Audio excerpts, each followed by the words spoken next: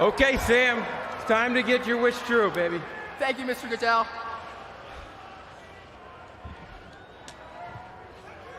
With the 5th pick in the 2022 NFL Draft, the New York Football Giants select Kayvon Thibodeau, defensive end, Oregon. Okay. Wow. Giants fans get their pass rusher choosing With both the on the night. 7th pick in the 2022 NFL Draft, the New York Giants select Evan Neal, tackle, Alabama. What I love about this is he's played right tackle, and I think that's where he's going to play for the Giants. When you look at their pick, Andrew Thomas, and how he progressed last year, Charles, how much better he played, I think he's going to stick it left, and I think Evan Neal is going to be your day one starting right tackle.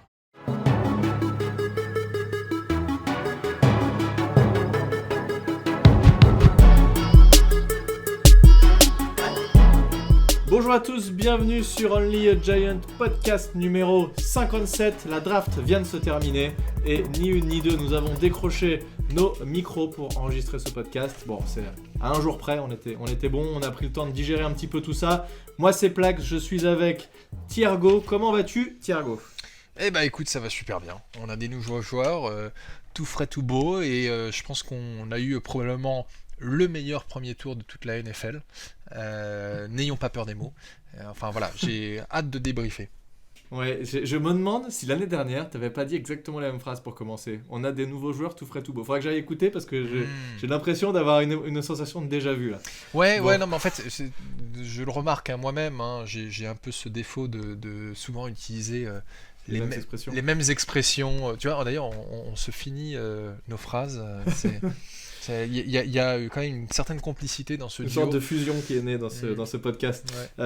Alors, on a eu 1, 2, 3, 4, 5, 6, 7, 8, 9, 10, 11 picks sur cette draft. 2 au premier tour, 3 sur les deuxième et troisième tours et 6 sur la dernière journée. On va parler un peu de tout ça. Avant qu'on rentre dans les détails, globalement, le ressenti global, tu me diras ce que t'en penses. Moi, après le premier jour, j'étais ultra satisfait. Je me dis, putain, pour une fois, on passe vraiment pas pour les clowns de la NFL. On a vraiment réussi à avoir deux joueurs qui, pendant longtemps, ont alterné et ont été numéro 1 de la draft dans les mock drafts pendant très très longtemps, suivant beaucoup de monde, qui ont un peu après échangé, droppé, suivant certains événements un peu aléatoires. Après le deuxième jour, j'étais pas bien. Je sentais que les joueurs qu'on avait draftés étaient tous un peu... un peu des reach par rapport à ce qui était annoncé, etc. Et puis le dernier jour est arrivé et j'ai pris un peu de recul. Je suis un peu plus serein sur le deuxième jour. Et surtout, j'ai trouvé que le troisième jour était très bon. Voilà. Je sais pas toi comment t'as vécu ce truc-là. Bah, en fait, moi, je sais jamais si ce sont des reach ou pas des reach parce que je ne regarde plus les mock draft depuis un bon paquet d'années. Je trouve que... alors je comprends très bien l'engouement pour les mock drafts, ça fait passer le temps, voilà. Alors t'as les mock drafts et t'as les big boards aussi où tu regardes où est-ce que placent les mecs dans la hiérarchie, quoi. Mais en fait il y a eu plusieurs saisons où à chaque fois je m'impliquais vraiment dans tout ce processus, que je regardais, j'essayais de me faire un peu ma propre idée des joueurs, etc. Et puis tu prévois une mock draft, tu te dis les Giants vont prendre tel joueur, et puis ils prennent pas tel joueur et t'es un peu déçu. Donc en fait au bout d'un moment je me suis dit bon, je vais arrêter de me faire ça parce que c'est un peu ce qui m'arrivait moi au deuxième tour. Sentimentalement c'est dur à supporter, donc du coup je préfère être surpris. Alors ça veut pas dire que j'écoute pas la NFL parce que j'entends quand même parler d'un certain nombre de joueurs. J'avais beaucoup entendu parler des deux premiers joueurs qu'on a draftés, dont on va discuter dans un instant. De toute façon les joueurs les plus hauts dans le premier tour on connaît toujours à peu près ça, il y a pas trop de... Ouais, mais tu vois, en fait, par exemple, je m'étais absolument pas intéressé à Trayvon Walker et je crois que c'est Aiden Robinson, c'est ça le deuxième, enfin les deux premiers picks de cette draft. Oui, Aiden Hutchinson, voilà.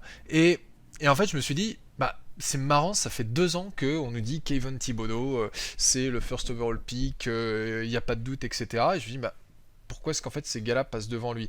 Bon, bref, tout ça pour dire que sur le 2e et 3e jour, je n'ai aucune idée de savoir si c'est un reach ou pas. Surtout 3e jour, c'est impossible. Voilà, et surtout d'une certaine manière, on s'en fout un peu, parce que le 3e jour, t'es complètement dans le pari. Le 2e jour, ce qui m'a un peu surpris, c'est notre choix de second tour dont on parlera, hein, le receveur. Après, les deux autres, l'autre, puisqu'il s'agissait en fait du garde. Bon, j'ai regardé un peu ce qui valait, mais c'est sûr que je suis beaucoup plus intéressé par Evan Neal et Kayvon Thibodeau que par le reste. Qui vont changer l'équipe radicalement. On espère bien. À la fois en attaque et en défense. Ouais. Alors c'était intéressant, on va commencer, on va faire dans l'ordre, hein, on va commencer par ce premier tour. T'es sûr que tu veux pas commencer par le choix de 6e tour? On peut commencer par le 4e tour, ensuite on fait le 6, après on revient au 2 si tu veux. Ouais. Non, commençons par le premier jour, et ce qui était drôle c'est que, on en parlait un petit peu tout à l'heure tous les deux, on a l'impression qu'il y a eu un peu d'esbrouf on va dire, puisque des smokescreens comme ils disent en anglais, où en fait déjà on n'avait aucune idée de qui ils allaient prendre, et on a entendu beaucoup, contrairement aux années passées, hein, contrairement aux années passées, et on a entendu beaucoup, les Giants adorent Charles Cross, et qui a priori était finalement leur dernier choix, puisque ils ont, on va reparler comment c'est passé, mais ils auraient pu le prendre et ils ne l'ont pas pris, et dernier choix parmi les offensive tackles, et surtout les entretiens qu'il y a eu avec Thibodeau ne sont pas très bien passés, les Giants n'ont pas été vraiment convaincus, etc., ce qui était absolument faux, et en fait ils étaient complètement convaincus par le joueur.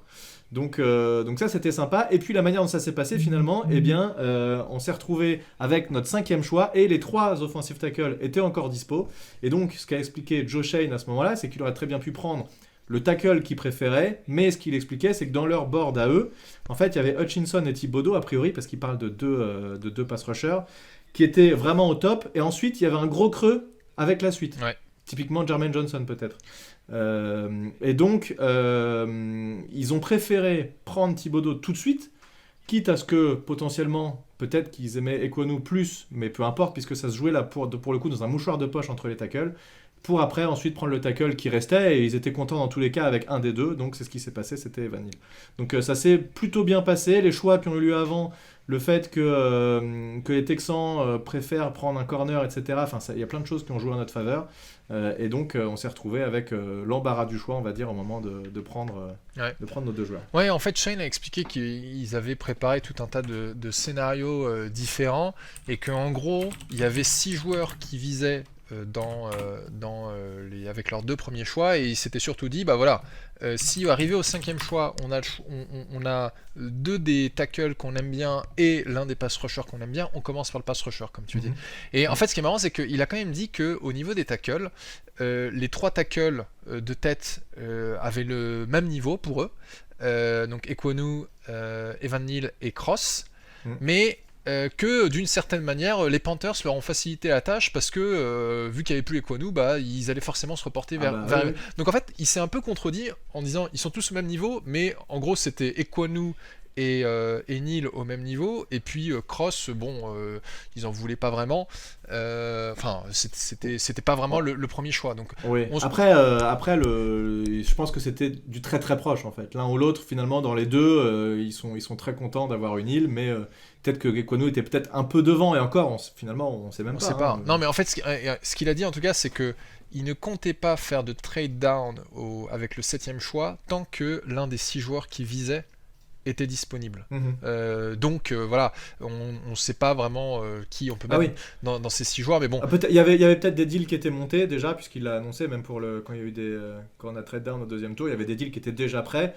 Mais je pense qu'effectivement une des conditions c'était que les joueurs qui visaient sont plus dispo, ok on trade down, par contre s'ils sont là c'est terminé, il n'y a plus du tout de trade qui tient et on prend notre joueur quoi. Donc en fait en effet il a eu plusieurs équipes qui voulaient le 7e pick, et il disait il y avait 2 équipes qui avaient fait de bonnes offres, mais qu'il y en a une qui s'était retirée parce que l'un des joueurs qu'elle visait avait été pris, et puis eux de toute façon ils s'étaient bien dit, tant qu'il y a l'un des 6 joueurs qui nous intéresse qui est disponible au 7e, on on ne lâche pas ce pic-là. Donc, ce qui était une philosophie complètement différente du second tour, où on en parlera plus tard, où là, il avait dit, non, là, par contre, en fait, là, on est arrivé le deuxième jour où on avait envie de faire des trade down et on avait déjà mis en place. Ah, il voulait, exactement. C'était l'objectif. Il y a un journaliste qui lui demande est-ce que c'était votre objectif de trade down pour récupérer des pics. Il a dit oui, c'est clairement ce qu'on voulait faire, dont a priori le premier échange qui était déjà planifié en avance aussi. Donc ils savaient déjà, et notamment parce qu'ils savaient aussi que le receveur qu'ils allaient prendre il allait sûrement pas être pris tout de suite, donc c'était le joueur qui les intéressait le plus. Ils savaient que c'était peut-être un joueur qui était un peu plus bas dans le board des autres équipes. Et en fait, pour rappel, on a commencé cette draft avec 9 choix et au final on a fait 11 choix, comme tu as dit en début de podcast. Donc, dont un quatrième et un cinquième en plus, ce qui est pas trop mal. Je pensais que c'était un troisième en plus, mais je me suis peut-être planté. Non. Mais en tout cas, avec la situation de cap un peu compliquée qu'on a vécu, on n'a pas été des gros acheteurs sur le marché des free agents, donc forcément la stratégie de Shane elle est bonne parce que il récupère un maximum de jeunes joueurs qui coûtent pas cher. C'est clair. Tu montes ton équipe avec des jeunes que tu payes que dalle.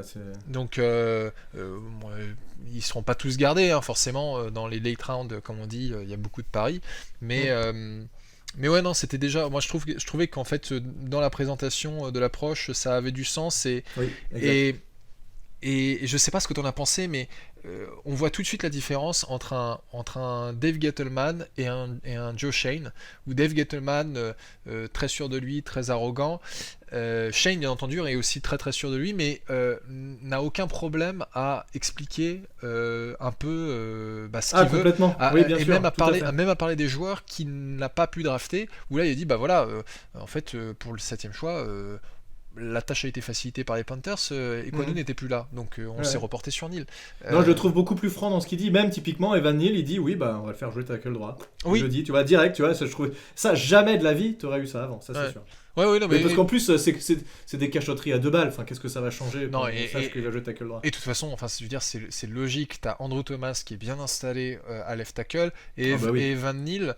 On s'intéresse à son profil un peu plus tard, mais il a quand même fait une grosse partie de sa carrière universitaire comme right guard, right tackle. Left tackle, il l'a fait qu'en dernière saison. Il a dû faire 200 snaps ou 260 snaps, quelque chose comme ça. Alors que les autres, c'est genre 700 snaps à chacun des postes. Donc c'est tout à fait logique de le mettre en right tackle.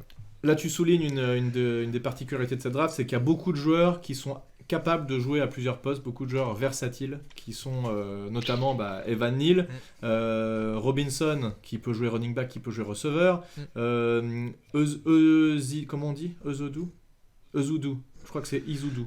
Izudou qui a joué parfois plusieurs postes en O-line sur le même drive, donc ça veut dire quand même. Il était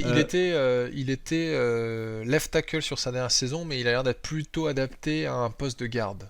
Si je comprends bien. Je pense que c'est plus ça qui va être visé, ça c'est sûr, mais bon, le fait qu'il puisse jouer un petit peu partout, tu as des safety, Dan Belton qu'on a pris, qui a joué un peu partout, qui peut jouer dans la boîte, etc. Enfin, la polyvalence, c'était Darian Givers, le choix 182 du 6e tour, lui à l'époque il jouait même safety et wide receiver quand il était en high school, donc au lycée, c'est pour dire les mecs peuvent être interchangeables, quoi. Je dis pas qu'il va jouer wide receiver en NFL, mais c'est quand même rigolo. Donc ça faisait partie des caractéristiques des joueurs qu'on a pris, et de toute façon il l'avait annoncé, ils aiment bien avoir des joueurs qui peuvent jouer un peu partout, donc c'est voilà. Écoute, commençons par parler de Kayvon Thibodeaux, Kayvon avec un A évidemment, puisque je me suis planté dans les tweets que j'ai fait tout à l'heure, bref, peu importe. Qu'est-ce que tu retiens toi de ce joueur, puisque moi j'en ai longuement parlé dans une vidéo qui est déjà disponible sur le YouTube, donc je pourrais rebondir sur ce que tu vas dire, mais toi qu'est-ce que tu as pu noter un peu? Écoute, déjà en fait ce que je trouve quand même assez impressionnant chez ce gars-là, c'est que il a été titulaire dès sa première année en université, et c'est pour ça, moi ce que j'avais dit une fois qu'on l'avait drafté, on a quand même eu au 5e choix le mec que tout le monde considérait comme devait être le first overall pick depuis 2-3 ans. Enfin 2 ans, puisqu'il a fallu qu'il fasse sa première saison. Mais déjà ce qu'on remarque chez lui, c'est que au niveau ils disent le first step en anglais, donc le départ, c'est ça. Il est excellent, et en fait je trouve que il arrive tellement à prendre son vis-à-vis de vitesse, parce qu'il sait bien calculer le moment où il va avoir le snap, Et d'ailleurs, il fait pas beaucoup de fautes par rapport à ça, parce que tu as des joueurs qui en fait anticipent trop et donc du coup font une faute. Lui, il est très très bon avec ça. En fait, donc déjà, il a de base à chaque snap un avantage par rapport à son vis-à-vis, puisqu'il est extrêmement bien placé.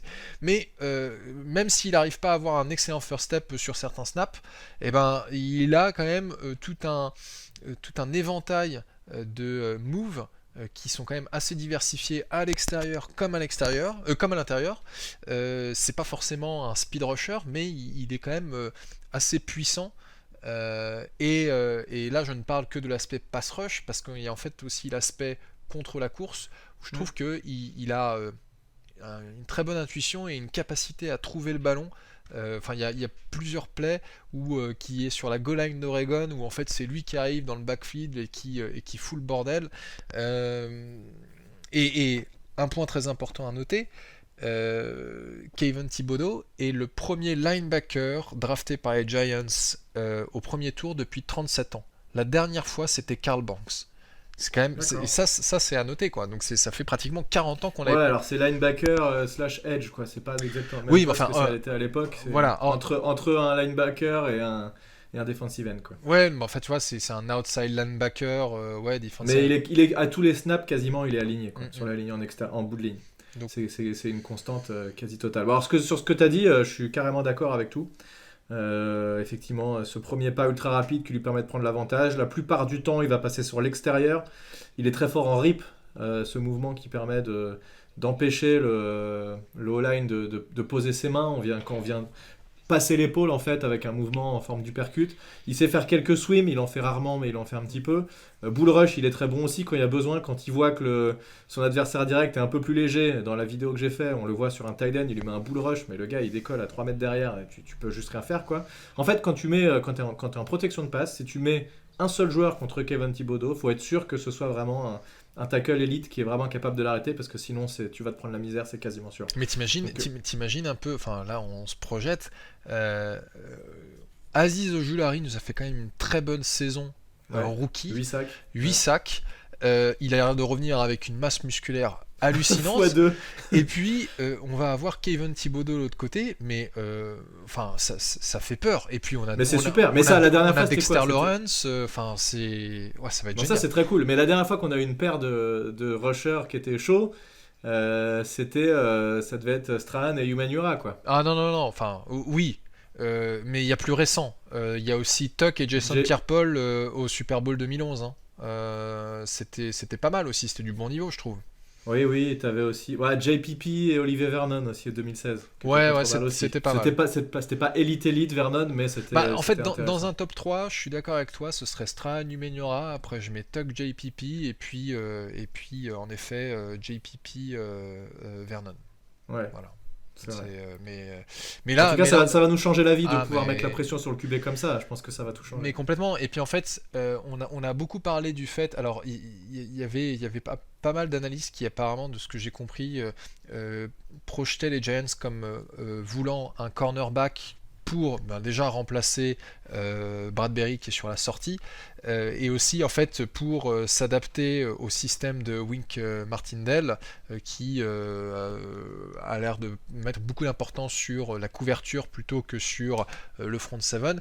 Et en fait on va avoir avec Kayvon Thibodeaux un joueur qui est capable d'être à gauche comme à droite, qui est capable de faire aussi un peu de couverture, même s'il n'en fait pas beaucoup. Alors il se fait bouffer parfois quand il tombe contre un running back, par exemple. C'est peut-être justement sa faiblesse. Mais bon, en même temps, tu peux pas lui demander d'être très bon rusher, plus couvrir un running back comme un cornerback, enfin c'est pas possible, quoi. Non, mais exactement.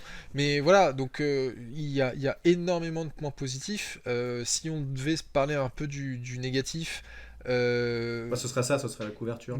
Il y a la couverture, il y a le fait qu'il a été blessé la cheville en 2022, il en est revenu alors qu'il n'avait pas forcément besoin de le faire. Il aurait très bien pu dire non, moi je me repose pour la draft et je le fais pas, et je prends pas le risque de me reblesser. Et il y avait aussi, j'avais vu des vidéos qui expliquaient que parfois il avait un peu de mal à se défaire des blocs, c'est-à-dire que les rares fois où de bons bloqueurs arrivent à mettre les mains sur lui, là il est bloqué et il est un peu neutralisé, mais ça arrive pas souvent. Mais c'est vrai que parfois il est un peu pris. Et je l'ai vu sur certaines vidéos, effectivement. Mais ça, c'est le lot de tous les rushers. Enfin, ça arrive, il y a des moments où ta rep, elle est pas incroyable et t'as été bloqué. Bon, bah écoute, c'est comme ça. Hein. Tu vas pas aller saquer le QB à toutes les actions. Hein. Ça, c'est aussi évident. Mais bon.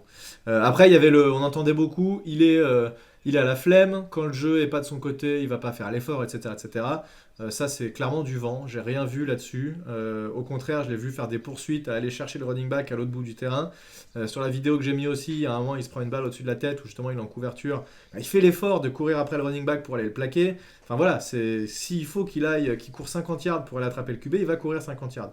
Donc cette histoire de il fait pas l'effort, franchement, je sais pas. Non, mais je pense que c'est tout simplement un truc qui a été créé. Tu sais, en fait, à chaque fois, quand t'as un joueur qui est prévu dans le top 5, 1 à 2 semaines avant la draft, il y a une source anonyme qui va commencer à sortir un peu de merde sur ce gars-là, et c'est ce qui se passe à chaque année, et cette fois c'était Thibodeau. Alors il y a des gens qui doutent de sa motivation à jouer en NFL, parce que apparemment alors, il aurait une marque personnelle, j'ai pas compris de quoi ça parlait. J'ai vu un truc qui s'appelait Neil en rapport avec les NFT. Alors déjà moi les NFT ça me saoule, donc je me suis pas intéressé au sujet plus que ça. Et apparemment c'est aussi une énorme personnalité. Et d'ailleurs Oui, on l'a vu, et qui cache pas ses ambitions de vouloir faire de la télévision après la NFL. Donc il y a des gens qui disent bah oui en fait le gars il est pas focus sur la NFL, mais dans pas mal d'interviews il dit bah en fait pour moi mon bus c'est la NFL. Et dans la vie il y a mon bus, ce qui me permet d'avancer, et puis il y a tout un tas d'arrêts de bus qui vont être des étapes importantes dans ma vie, mais ce qui va me faire avancer c'est avant tout ma carrière de football. Donc déjà ça je trouve que c'est des réponses qui sont quand même assez rassurantes. Le fait qu'il ait voulu revenir sur le terrain alors qu'il n'en avait pas l'obligation, qu'il aurait pu faire le choix de se protéger pour ne pas risquer de se blesser, bah, ça montre que en fait il a la niaque. Et puis un dernier point, c'est que il y a des joueurs de qui on dit qu'ils sont pas des flemmards, et on apprend que ce sont des flemmards plus tard. Kadarius Toney, on en a entendu parler récemment, apparemment c'est un type où tu as quand même quelqu'un qui a dit bah en fait il aime plus l'idée d'être un joueur de NFL que de faire le travail d'un joueur de NFL. Donc voilà. Donc je m'inquiète pas trop pour de la personnalité de Kayvon Thibodeau. Apparemment il hérisse le poil de certains, parce que c'est vrai qu'il est un peu peut-être imbu de sa personne ou des trucs comme ça. Après, t'as vu, je sais pas si quand il a été choisi avec le gamin de Make-A-Wish, là, je sais pas quoi, là, c'était génial. Ouais. Le gamin, il était en feu, il arrive, il le tape dans la main et tout, ouais, ils étaient à fond tous les deux. Enfin, ça a l'air d'être un bon gars. Je pense que c'est un bon gars, même s'il est un peu spécial peut-être. Je pense qu'on n'aura pas de problème de personnalité avec un gars comme ça. Bah, en fait, moi, j'ai aucun problème avec un joueur qui soit expressif, qui soit sûr de lui, etc. Non, mais il en faut en plus, parce que j'ai l'impression qu'on n'a pas ce genre de joueur chez nous. Et, en fait, et regarde l'époque. Le dernier qu'on a eu, c'était justement Odell Beckham. Mais le problème d'Odell Beckham, c'est qu'il avait. Mais c'était pas la même chose. C'était qu'il avait un énorme problème de maturité. C'était une pleureuse, Odell Beckham. Ouais, mais il était pas mature et il savait pas la mettre en veilleuse quand il le fallait. Mais regarde, un Lawrence Taylor. Me dis pas qu'un Lawrence Taylor, c'était un petit. Non, Lawrence Taylor. Qui était au bord du terrain, qui disait jamais rien. C'était une grande gueule qui parlait tout le temps. C'était une grande gueule cocaïnée qui couchait avec des gamines parce qu'apparemment. Non, bon. Alors ça, voilà, c'est peut-être un extrême encore, mais comme ça, c'était les années 80. Non, mais dans le foot américain, il faut avoir ce côté ultra confiance en soi, aucune peur, et être prêt à tout casser. Et je pense que c'est exactement le genre de joueur, et c'est un joueur qui j'espère en tout cas, et ce qui nous manque vraiment, peut être un détonateur sur, tu vois, qui te change un match, qui te change un momentum, qui va faire le gros plaquage qu'il faut à un moment, qui va être capable de motiver les gars, Michael Strahan. Il dit moi je travaille tout le temps, et 4e quart-temps, partez pas du stade, si je suis là, il y a moyen que je vais peut-être changer les choses. Michael Strahan. Et d'ailleurs, apparemment, il a dit qu'il a pris contact avec Michael Strahan. Enfin, il est déjà en contact avec Michael Strahan. Ils s'entendent très bien. Et moi je trouve ça super parce que quelque part la trajectoire de Michael Strahan pourrait intéresser Kayvon Thibodeau, un joueur qui a eu une carrière très très longue en NFL, qui a eu un Super Bowl, qui a eu beaucoup de succès et qui après a eu une carrière post-NFL qui est aussi couronnée de succès. Donc moi si Kayvon Thibodeau a envie d'avoir une carrière similaire à Michael Strahan, je signe tout de suite. Ah oui, ça me va bien, ouais, ça c'est clair. Un impact players, on en parle tout le temps, il en faut dans une équipe. Deuxième impact players qu'on va avoir d'ailleurs, Evan Neal, avec le choix numéro 7. Alors il nous vient d'Alabama, il est tackle, comme tu l'as dit, il peut jouer à plusieurs postes, et ça c'est ce qui est intéressant. Nous on a besoin d'un tackle droit, c'est peut-être... c'est quasiment sûr, c'est le poste où il va jouer en tout cas, à l'opposé de Andrew Thomas. Alors là, Evan Neal, c'est le prochain que je ferai en vidéo. J'ai pas eu le temps encore d'analyser exactement son jeu. Ce que j'ai entendu en tout cas, c'est que c'était un des ou le meilleur pass bloqueur de cette draft, qu'il est extrêmement agile et avec un physique incroyable, alors qu'il est extrêmement lourd, hein. Il a finalement peu de gras et c'est vraiment un mec très puissant. Il fait 2m01 pour un peu plus... Alors j'ai trouvé différents poids, mais on va dire en gros 160 kg. Et le mec, tu l'as vu faire des vidéos là où il saute sur des trucs, incroyable. sur des box, non mais c'est incroyable. En fait, il a une fluidité dans ses mouvements qui est absolument hallucinante.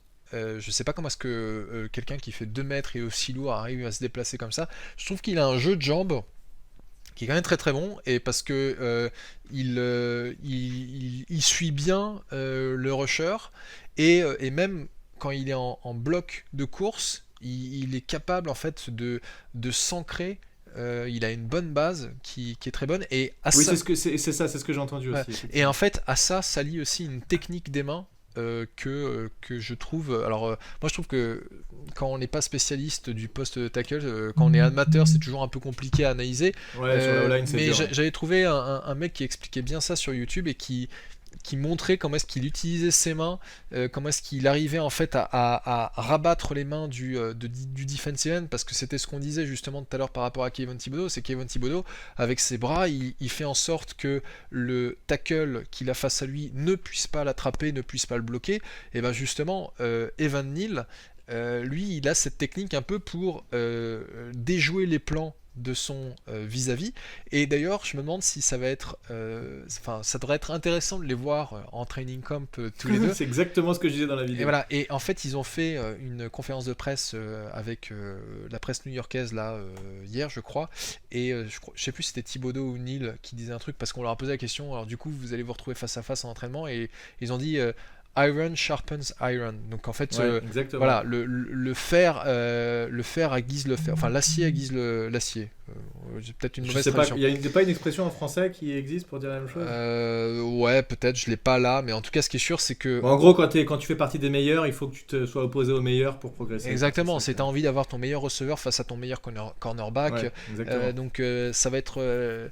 Ouais, je suis très très emballé par le pic d'Evan Neal, qui m'a l'air en fait d'être tout simplement un gars qui est NFL ready, que tu peux mettre sur le terrain tout de suite. Ah oui. Ah bah les deux de toute façon. Et oui, pareil pour Thibodeau. Et en fait, Neal en parlait pendant sa conférence de presse, où il disait bah voilà, j'ai déjà commencé à discuter un peu avec Brian Daboll, le coach, qui est un ancien d'Alabama, qui était le coordinateur offensif d'Alabama. Donc en fait il dit ça devrait m'aider en fait, parce qu'il y a beaucoup de concepts d'Alabama qui sont utilisés par coach Daboll dans son playbook.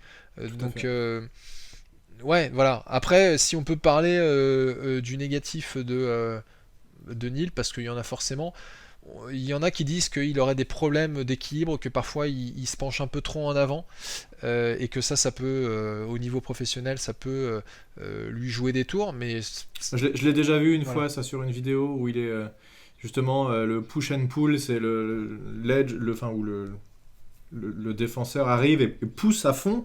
Donc toi tu contres en te mettant vraiment vers l'avant, et d'un coup le défenseur lui se recule et te tire vers lui et profite de tout ton poids pour te faire tomber. Je l'ai vu effectivement sur une action, ça peut arriver. Mais bon, ça apparemment ça peut être réglé par le coaching staff, je m'en fais pas trop. L'autre souci, c'est il y aurait apparemment des questions sur ses blessures. Alors il n'a pas été blessé au niveau NCAA, mais je crois qu'il a joué tous les matchs sauf un à cause du Covid. Et voilà, et donc en fait il y en a qui se demandent si pour son gabarit, il risque pas de se blesser au niveau de la NFL, mais Joe Shane, alors ça c'est un truc que je ne savais pas et que j'ai appris avec Joe Shane, il dit bah en fait pendant la draft, s'il y a une information que toutes les équipes se partagent, c'est les informations médicales sur les joueurs. Oui, exact, tout à fait. Et j'ai trouvé ça très intéressant, il dit en fait 58% des équipes étaient OK avec l'état de santé d'Evan Neal, et je crois qu'il dit il y en a moins de 10%, c'est peut-être 8% qui non c'est ça, c'est 52% sont OK, et il y en a 8% qui étaient vraiment inquiets de son gabarit et de sa capacité en fait à... Ah, parce que tu sais, moi je savais qu'ils partageaient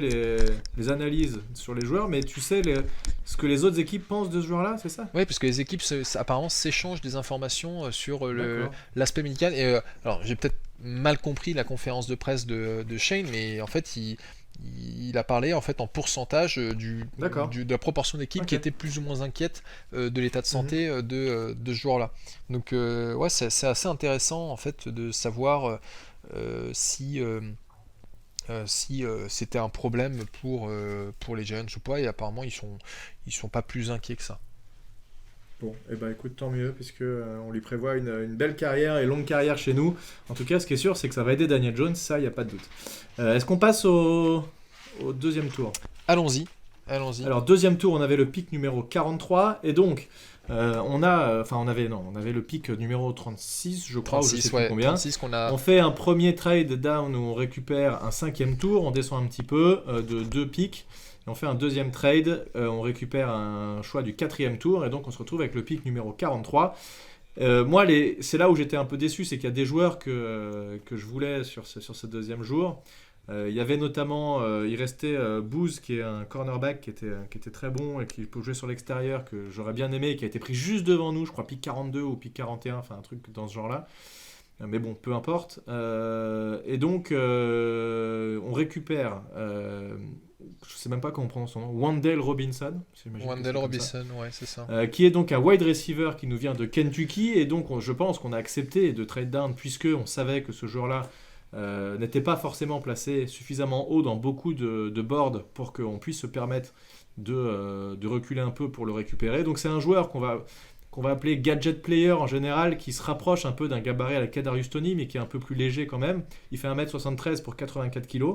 Alors attention, il est léger. Par contre, c'est quand même un peu une brute le gars, puisqu'il a fait 19 reps en développé couché, donc à 225 livres, qui doit être l'équivalent d'à peu près 100 kg. Sachant que tu as des O-line ou des D-line qui font 20 reps. Hein. Ouais. Lui, il en fait 19. Putain, et il pèse 84 kg. Il fait la moitié du poids des gars. Donc, c'est quand même un gars qui est solide. Au niveau blessure, je sais pas, il en est. J'ai pas entendu beaucoup de choses. Il doit pas être spécialement blessé. Et c'est un joueur, en tout cas, qu'il va falloir utiliser spécifiquement dans certaines positions. Et je pense qu'on l'aurait pas pris si on n'était pas sûr à 100% de la manière dont on allait l'utiliser. Parce que c'est typiquement ce genre de joueur-là, c'est que tu peux pas lui demander de faire un travail d'un receveur classique quand tu fais cette taille-là. Il faut on te mette dans des dispositions spécifiques. Et ce qui est intéressant aussi, c'est que le mec a joué running back. Ouais, j'allais en parler. À Nebraska, il jouait running back d'ailleurs, et après il a joué receveur, et finalement il peut jouer un peu les deux. Et il est intéressant, et je fais très largement confiance à Daboll et Kafka pour réussir à profiter de ce joueur-là. Et je finirai juste par un truc, c'est que en conférence de presse, ils l'ont demandé, mais finalement, on a déjà un profil comme ça, avec un mec un peu shifty, un peu électrique, qui est petit et qui va vite, mais qui est vraiment un profil atypique. Et Shane il dit, et alors, est-ce que ça te dérange qu'on en ait deux? Qu'est-ce que ça change? Ouais. Donc voilà, je pense vraiment, en fait, il ne l'aurait pas pris, là, c'est vraiment un pic en mode, on sait ce qu'on veut faire, et ce joueur-là va correspondre à ce qu'on a envie de faire. Bah, tu sais, en fait, ce qui est quand même marrant, c'est que quand tu regardes les scouting reports, et moi il y a un site sur lequel j'aime bien aller, c'est walterfootball.com. Quand tu lis le scouting report de Wan'Dale Robinson, je me suis dit, attends, ça me dit quelque chose. Puis je suis allé regarder le scouting report de l'année précédente de Kadarius Toney. Ça se ressemble quand même pas mal. Ça se ressemble quand même énormément. Et forcément, naturellement, tu vas te dire, est-ce que les Giants n'ont pas fait ça parce que une semaine avant la draft, il y a ces rumeurs qui disent que les Giants vont peut-être échanger Kadarius Toney parce qu'ils trouvent que c'est un glandu, enfin qu'il a un baobab dans la main. Et l'un des journalistes a posé la question à Shane, qui a dit très sèchement, on n'est pas en train d'essayer de trader Kadarius Toney. Et il avait l'air, pour le coup, alors c'est peut-être moi qui interprète, hein, mais un peu trop, mais il avait l'air d'être vraiment ennuyé par cette question. Ennuyé pas dans le sens gêné, mais plus agacé par la question. Tu m'emmerdes. Oui, en plus, il relance alors c'est le journaliste que j'ai bloqué sur Twitter. C'est pas Leonardo, c'est Pat Léon. Si, c'est ouais. Pat Leonardo. Pat Leonard. Ouais. Mais quel beat ce mec. Ouais. Il est naze. Je l'ai bloqué. Et tout le monde le déteste en plus. Et il le fait chier. Il lui a reposé la question juste derrière. Il lui dit non. Et il pose la question. Et Shane, il fait avec ses mains, il fait en fait, je viens de te répondre. Pourquoi tu insistes, quoi? Ouais. Mais en fait, je me demande Idiot. si en fait Shane cherchait pas vraiment justement à l'échanger et que quelqu'un a laissé fuiter l'information, donc ça a foutu un peu en l'air ses plans, donc ça l'a agacé, surtout qu'il est aussi en train de galérer à échanger James Bradberry, donc voilà, il essaie de se débarrasser d'un peu des boulets, mais après, si vraiment ils ne veulent pas échanger Kadarius Toney et qu'ils arrivent à en faire quelque chose, avoir Kadarius Toney et Wan'Dale Robinson, ça peut être en effet un énorme avantage. Incroyable. Surtout qu'il y a des gens qui comparaient un peu Wan'Dale Robinson à un Tyreek Hill. Donc, C'est dans le même genre. voilà, C'est dans le Mike même Kafka qui a joué avec Tyreek Hill chez les Chiefs pourrait se servir d'un gars comme ça qui a un... Mais c'est exactement pour ça que je pense. C'est parce qu'on a les coachs qui sont capables de l'utiliser. Bah, faut espérer. En fait, l'an dernier, on aurait pris Robinson, j'aurais dit, ah putain, qu'est-ce qu'on va foutre de ce mec-là? Mais là, je suis plus du tout dans le même état d'esprit, c'est clair. Bah, en fait, alors, ce qui est assez marrant, c'est quand tu regardes des vidéos, pour l'instant, j'ai vu que des highlights, j'ai pas vu des matchs complets de Robinson, mais il y a des highlights où tu as des end-around, et tu sais, à un moment, je fais. Mais il est où le ballon? Et là tu vois Robinson qui est parti de l'autre côté du terrain. En fait, il est tellement petit que il passe derrière les O-line, donc en fait la défense, c'est clair. la défense ne le voit pas tout de suite. Et puis quand il est enfin visible, bah c'est quelque part un peu trop tard. Alors, il a vraiment des petits bras. Il a pas l'air d'avoir ce qu'ils appellent une amplitude de réception énorme, mais il te fait en fait des réceptions quand même assez dingues où il se prend des gros taquets par des DB et ben c'est exactement ce que j'allais ça dire. lui fait rien et il a l'air d'avoir une capacité à courir des tracés de manière extrêmement précise et à perdre ses DB, et il a pas joué contre des branques, hein. Il jouait quand même en SEC qui est l'une des meilleures, si ce n'est la meilleure division, enfin conférence du niveau universitaire, donc voilà, on a une arme offensive, une nouvelle arme, on a de la protection pour Daniel Jones, on a une cible complémentaire pour Daniel Jones, t'ajoutes à ça Kadarius Toney, Kenny Golladay, et puis Sterling Shepard et Saquon Barkley. Ça va devenir de plus en plus difficile de trouver des excuses pour Monsieur Daniel Jones. Oui, complètement. Non, mais là, cette année, il n'y aura pas d'excuses. Et surtout que, attends, d'ailleurs, petite parenthèse, Daniel Jones n'aura pas sa 5e année chez les Giants. Les Giants ont activé l'option pour la 5e année de Dexter Lawrence, qui a été drafté au premier tour comme Daniel Jones.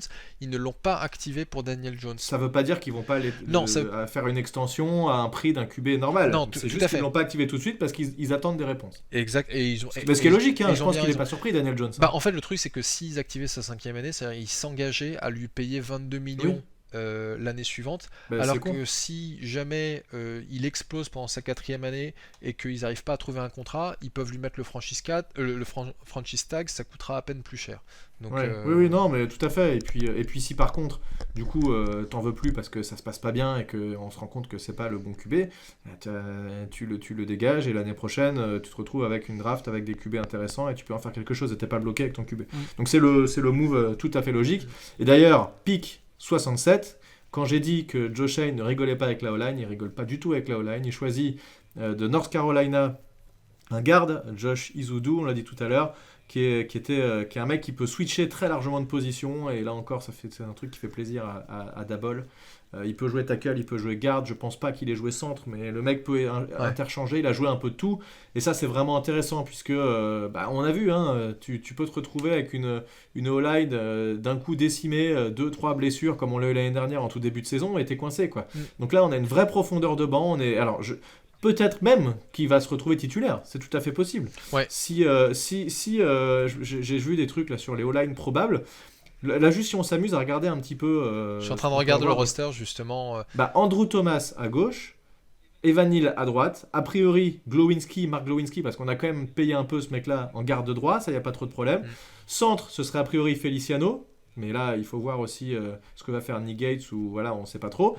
Il reste le poste de garde gauche, où là, on sait pas trop. Ça peut être Shane Lemieux. Ça peut être Shane Lemieux. On a T'as récupéré. Bredemson, ouais, t'as Gono aussi, c'est ça? Alors attends, parce que ça, c'est un autre truc que je voulais dire, c'est que les mecs, depuis que Shane est là, on a signé Evan Neal, Izudu, dont on vient de parler, McKettan, donc là qui est tour 5 cette année, qui vient aussi de UNC North Carolina, sur la draft. Et en free agency, on a signé Mark Glowinski, John Feliciano, Jamil Douglas, Max Garcia, un mec qui s'appelle Devery Hamilton, je sais même pas qui c'est, Roy Mbateka et Matt Gono. Il a vraiment essayé au maximum d'aller chercher du talent pour des prix raisonnables. Enfin, je pense qu'il est arrivé, il s'est dit le problème de cette équipe, c'est la O-line, il faut le résoudre quoi qu'il arrive. Et il a fait avec ses moyens, et je pense que on a moyen d'avoir une O-line qui tient. En tout cas, je suis beaucoup plus rassuré par cette O-line.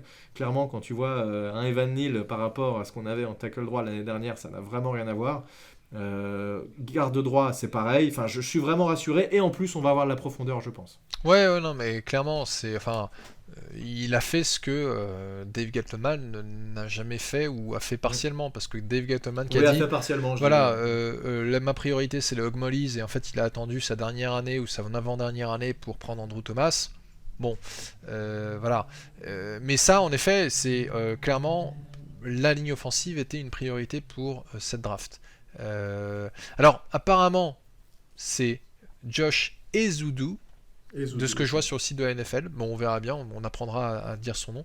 C'est comme Joe Shane qui est pas Sean, enfin bon bref. Non, c'est Joe Shane, oui. Mais comme tu dis, hein, cette polyvalence, elle est plus que nécessaire, parce que des blessures, il y en a tous les ans, et même s'il n'est pas titulaire, il aura l'opportunité d'aller sur le terrain.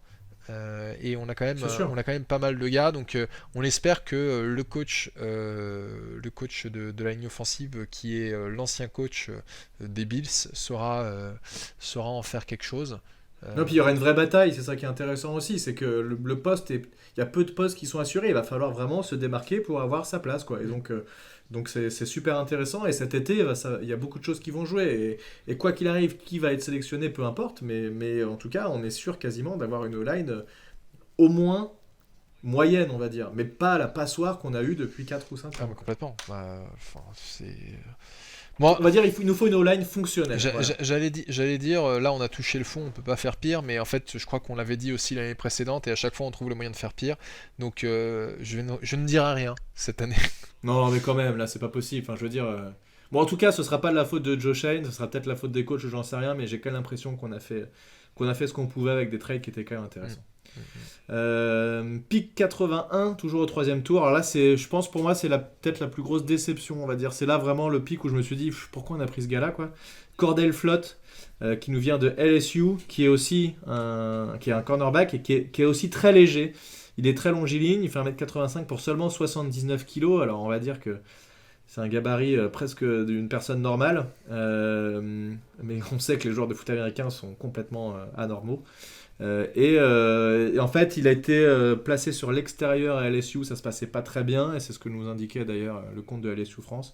Et depuis qu'il a été placé dans le slot, ça se passait beaucoup mieux. Alors, je sais pas trop, est-ce que c'est un choix de Martindale qui a vu en lui un mec à développer.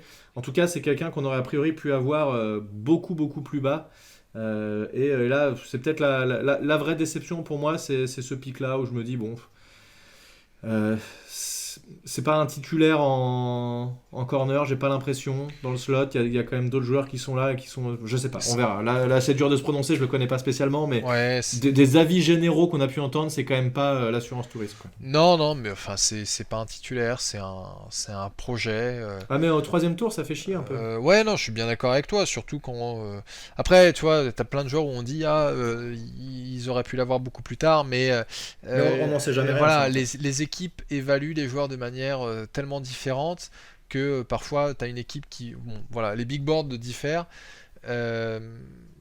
Ouais, complètement. D'ailleurs, tu as vu la réaction pour le O-line qu'ont compris les Patriots au premier tour ? Non.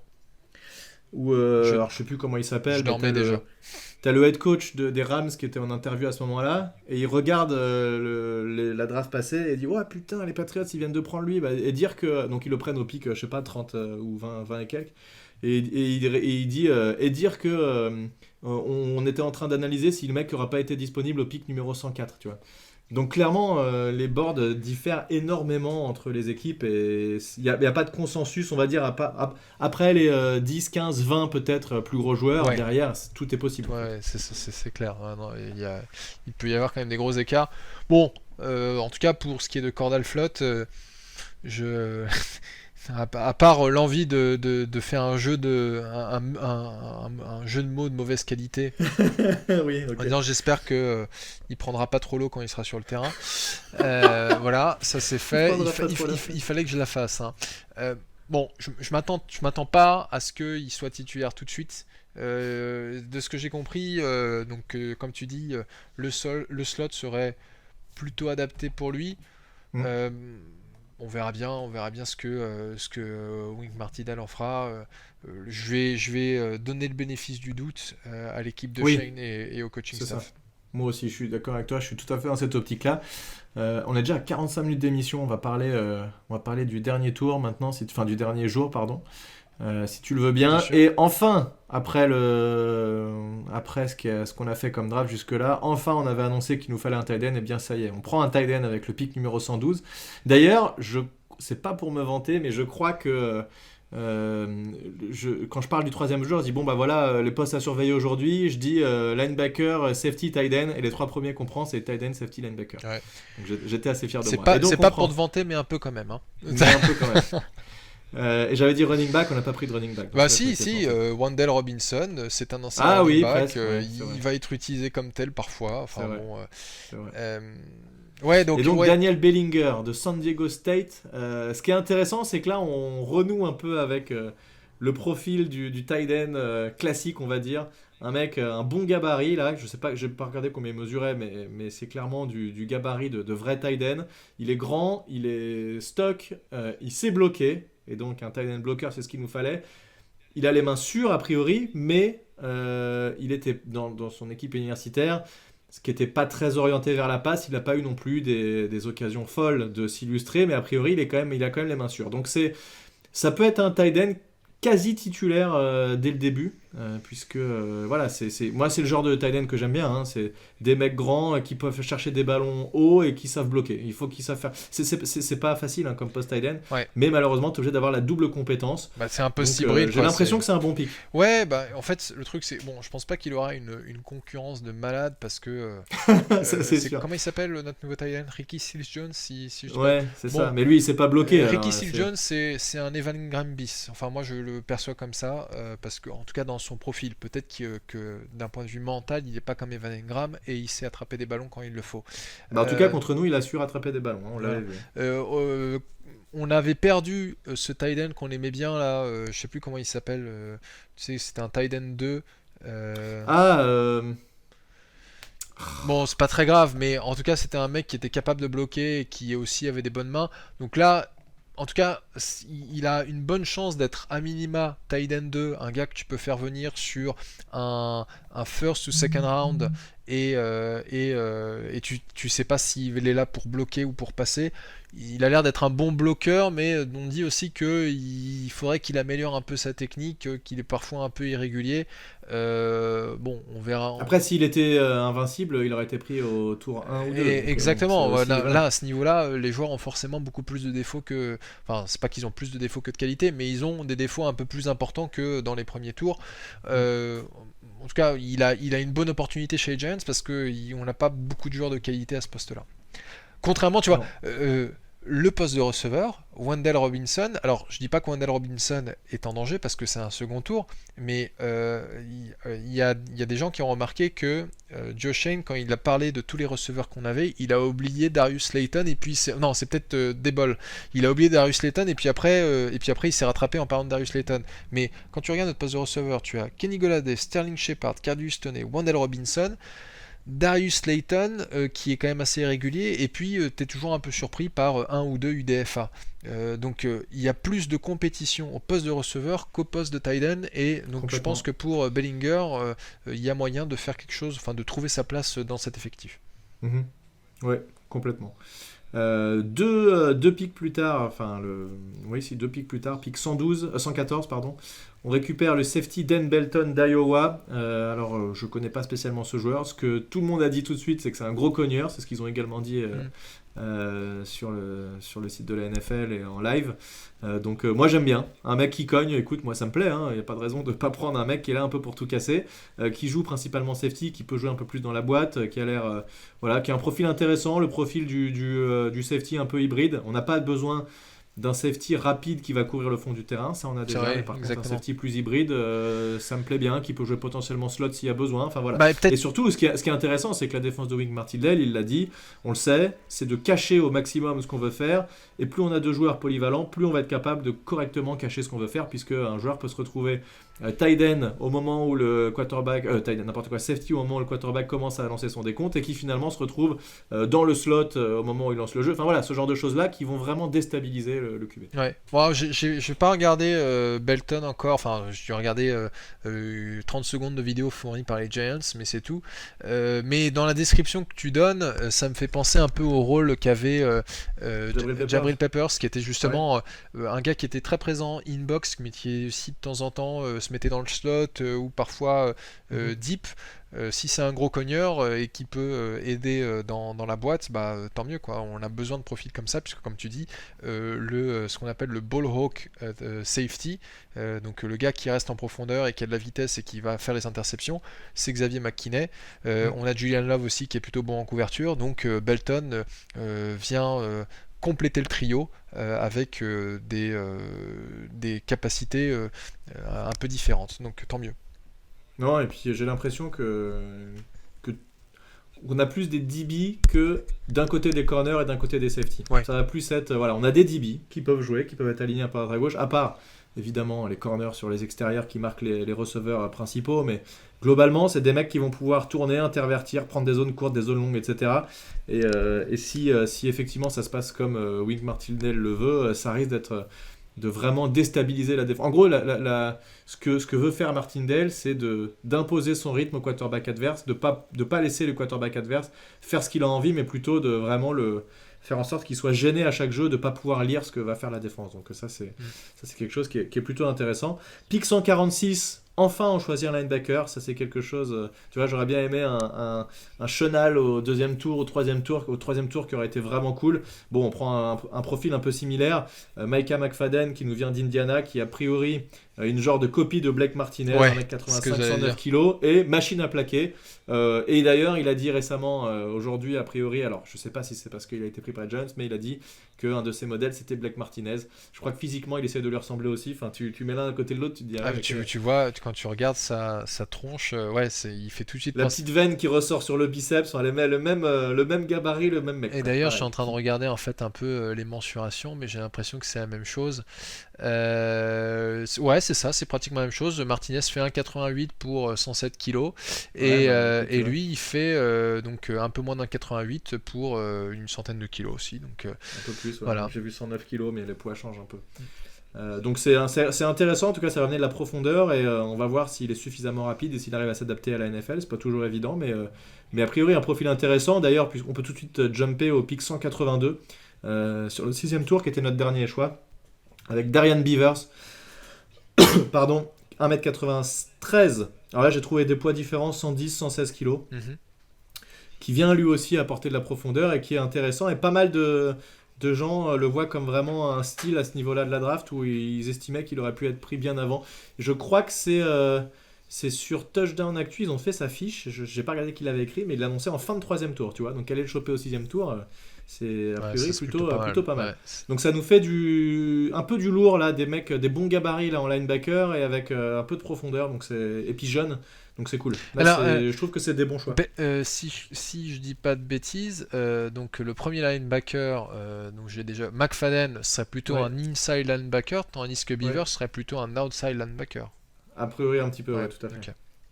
Qui va pas mal au blitz aussi. Mais après McFadden aussi, il a une capacité de blitz intéressante. Bon, écoute, là aussi ça va tourner, on va déguiser des trucs, tu vas voir des linebackers qui vont se positionner quasiment en blitz et puis qui sur la ligne et qui finalement vont dropper en coverage, donc il va y avoir de tout. Moi je suis très intéressé de voir ce qu'on va faire avec cette défense. Je suis presque plus excité par la défense, là, tu vois, que par l'attaque cette année. Ah, petit bémol, si on ne garde pas... comment il s'appelle notre corner... merde. Bradbury. Je suis un peu inquiet sur le poste de cornerback 1 ou 2. Ouais. Bon, on n'a pas, en tout cas, on n'a pas deux titulaires incontestables au poste de corner si Bradbury. Ouais, part. bah de toute façon, je veux dire, il y avait tellement de problèmes en début d'intersaison, on savait bien qu'on n'avait pas tout réglé en une seule fois. Moi, Non. j'ai bien peur que Bradbury, au final, vu que personne veut récupérer son contrat, on soit obligé de le couper, ce qu'on cherchait absolument à éviter. Mais Ouais. les autres équipes le savent en disant bah, pourquoi est-ce que je te donnerais un tour de draft alors que je sais très bien que tu vas t'en débarrasser. Ouais, alors après, le truc, c'est que si plusieurs équipes veulent ça, il va falloir se battre avec les autres équipes. Exactement. Quand tu fais ça, au moins, t'es sûr que. Non, mais bon, voilà, en tout cas, je suis assez serein au niveau du front seven, même Oui. si le rideau de linebacker, d'inside linebacker est assez incertain, avec Martinez qui revient de blessure. Safety, on a aussi du bon niveau avec McKinney et Love. C'est vrai que cornerback, il y a plus. C'est peut-être là où il reste Il y a peut-être encore une petite faiblesse, mais bon, on pourrait être. Après, n'oublions pas les blessures, hein, il va y en avoir, donc forcément. De toute manière, mais ouais. Il reste deux picks dont on n'a pas parlé, mais qui sont peut-être un peu plus anecdotiques. Donc le pick 147, on avait le 146 au 5e tour avec McFadden, on avait le choix juste après 147. DJ Davidson d'Arizona State, qui est un D-line. Des mots de Joe Shane, c'est a priori plutôt un backup qui vient apporter de la profondeur de banc. Et puis O-line de UNC, on l'a dit tout à l'heure aussi, Marcus McKettan qui vient apporter lui aussi de la profondeur et un peu de compétition au poste de O-line. Donc voilà, c'est un petit peu plus anecdotique. Globalement, quel est ton avis là à chaud? Alors c'est toujours difficile à dire, on va pas mettre de notes puisque c'est beaucoup trop tôt. En tout cas, j'avais fait un petit sondage sur Twitter, vous étiez très chaud et vous avez mis beaucoup de A sur le premier tour. Là, si on prend la draft dans son ensemble, comment tu...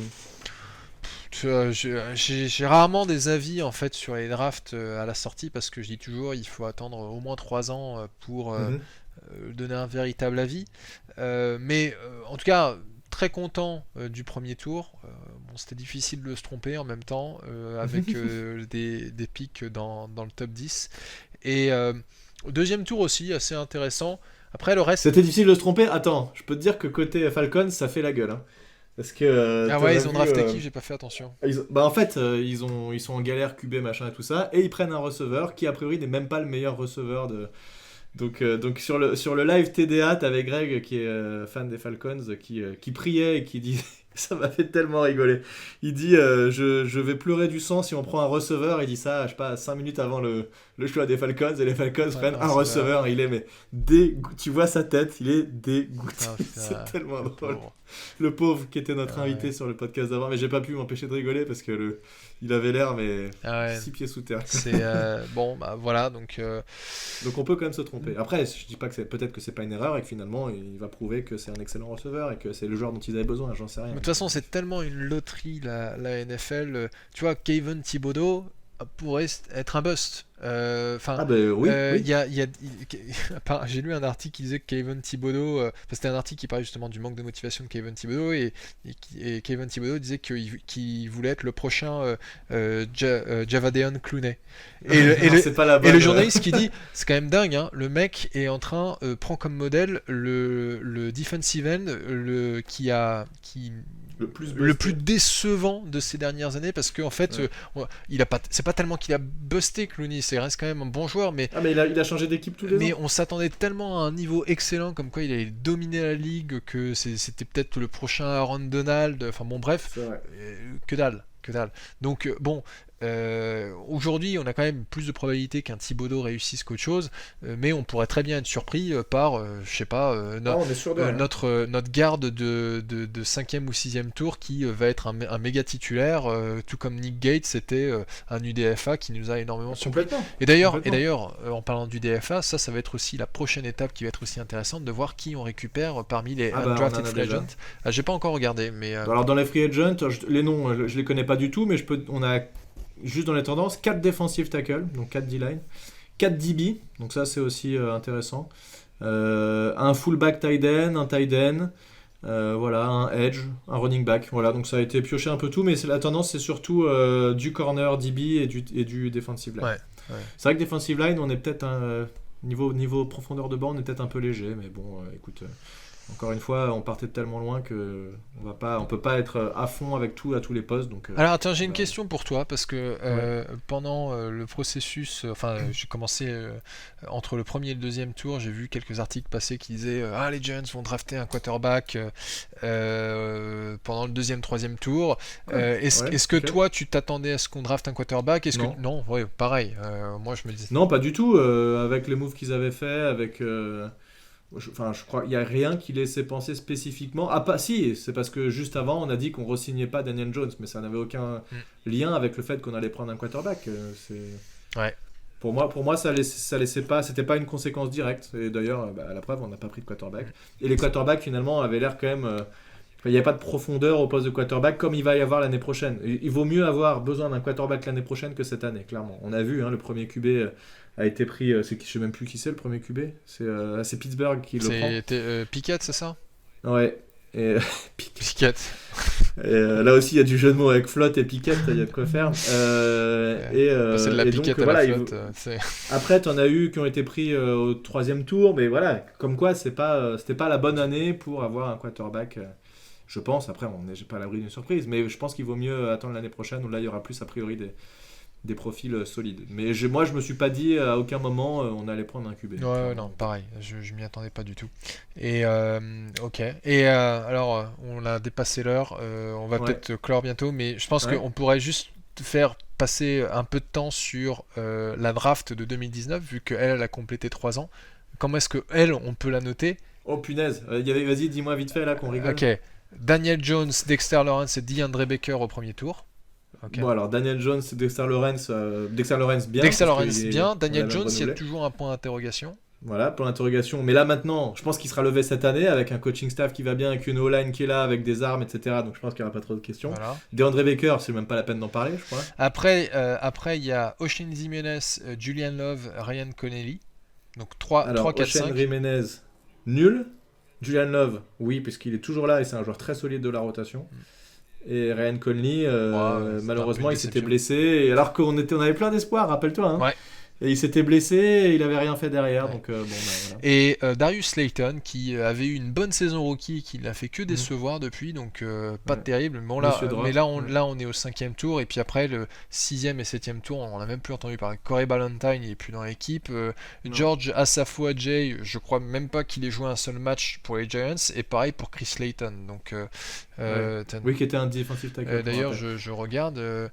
Corey Ballentine, il avait eu des galères aussi. Il s'était fait tirer dessus dès le deuxième jour, juste après qu'il soit drafté avec son pote. Il avait rebondi aux Jets. Enfin, il avait rien fait. Ouais. Donc vraiment pas une draft terrible. Non, c'est pas mémorable. Mais il y a quand même 2-3 joueurs qui sont encore là, donc et qui sont corrects. Hein. Daniel Jones, tu vois, mine de rien. Enfin, le truc c'est que on va pas, parce que là on pourrait repartir sur 1 heure, mais c'est un gars qui en 3 ans nous a montré qu'il avait de quoi être un excellent quarterback. Mais oui. Mais il y a eu des circonstances qui n'étaient pas en sa faveur, et parfois il nous faisait des grosses conneries qu'il devait pas faire dans l'année 2 ou 3. C'est vrai. Mais il a quand même vachement progressé. Hein. J'avais vu ses stats en termes de interception et en termes de fumble. Ouais. Ça n'a fait que baisser. Tu sens que le mec a taffé. Il est parti de loin à ce niveau-là, en termes de fumble notamment, mais il a vraiment progressé. Et les matchs où il avait de la protection et où ça se passait plutôt bien, il a fait des super matchs. Et la dernière référence qu'on a, c'est les Saints l'année dernière, où il fait un super match, le match se passe bien de A à Z, et voilà. Donc il faut espérer qu'on revienne à ce niveau-là avec un game plan et des coachs bien plus inspirés que ce qu'on a pu avoir les dernières années. Ouais, clairement. Et on espère qu'en effet, avec Evan Neal et Andrew Thomas, ça se passe beaucoup mieux. Donc, on pourra. L'heure est à l'optimisme quand même, par rapport à. Oui, mais comme à chaque draft, j'ai envie de dire. Mais j'ai l'impression qu'on sort un peu des zones et des temps un peu noirs là. J'ai l'impression. J'espère. J'espère aussi. Enfin, en tout cas, ce coaching staff, mais plutôt ce front office, m'a l'air plus sérieux. Et ça a l'air d'être des professionnels. Parce que avec ce qu'on a vu, Gettleman et compagnie, c'était quand même... je serais pas surpris d'ailleurs, tiens, pour finir sur ça, qu'il y ait des moves dans les... rapidement, là, dans les jours qui viennent, dans les scouts. Oui, parce qu'il en a parlé un peu justement. Mais ça, c'est assez habituel quand il y a des changements de general manager. C'est que quand un general manager arrive, il doit préparer la draft et la free agency et la draft.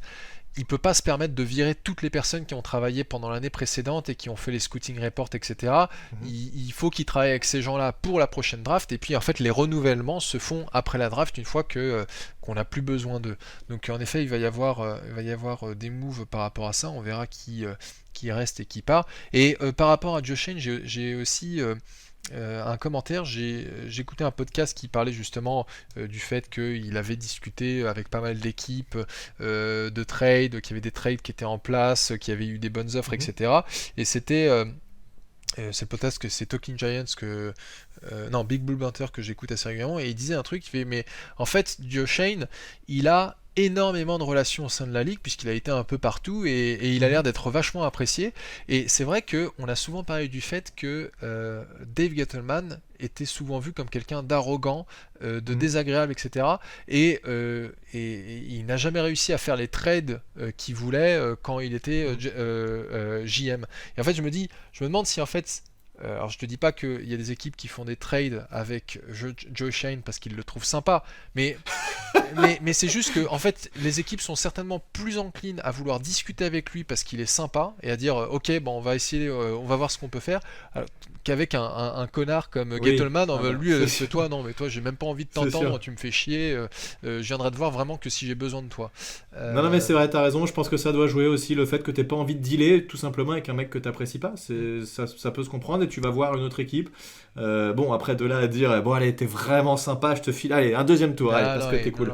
Non, faut pas exagérer, mais c'est vrai que même dans le monde professionnel, c'est comme ça. Moi il y a des clients avec qui j'ai pas envie de bosser et tu vas tout faire pour les éviter, sauf si vraiment t'es contraint, mais voilà, et t'es pas dans le même état d'esprit déjà quand t'arrives avec le mec pour discuter que quand c'est un mec que tu sais le mec est cool. Et puis j'ai l'impression qu'il donne cet état d'esprit là, Joe Schoen, ça a l'air d'un mec sympa quoi. C'est clair. Il est ouvert, il discute avec la presse, il cache rien, et j'ai l'impression en tout cas il donne des informations que d'autres avant lui n'auraient pas donné, donc bon écoute, pour l'instant voilà, comme je disais, l'heure est à l'optimisme.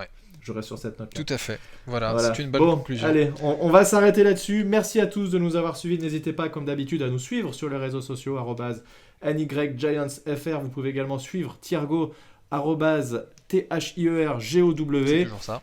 Et puis vous pouvez vous abonner sur le YouTube, et je vais normalement dans les jours qui viennent faire d'autres vidéos d'analyse. Alors on est plus pressé, on a le temps puisque là on va entrer dans une période assez creuse, mais je vais faire je pense quasiment sûr Evan Neal et Wendell Robinson. Pour le reste on verra, mais ça devrait arriver dans les jours, semaines qui viennent. Voilà. Merci à tous et à très bientôt. Merci Thiergo, ciao. Salut, à la prochaine.